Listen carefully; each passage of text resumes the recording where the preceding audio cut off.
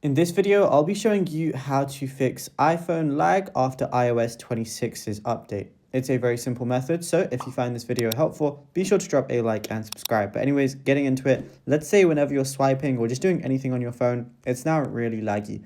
There's a few different things you can do. Very first thing you can do is just turn on airplane mode, then turn it off, see if that works for you, because sometimes it might just be a connectivity thing.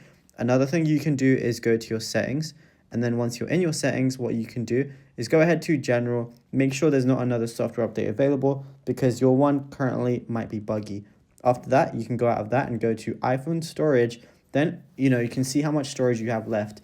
Because if you have like barely any storage left, you can go ahead and see, and it's going to give you recommendations on things you can do to clear up storage. It's also going to show you the different applications you have that are going to be taking up the most storage. So if you don't use any of them, like I don't play this game at all, I could just go ahead and delete the application, which is going to save up some space for me, especially the things that you don't use. Like if you never use GarageBand or anything that's, like pre-installed on your phone whenever you get it, you can just go ahead and delete that, especially if you're never going to use it. So I'm never going to use anything like that, so I can just go ahead and delete that as well. But then once you're done with the iPhone storage section, you're going to see background app refresh under autofill and passwords.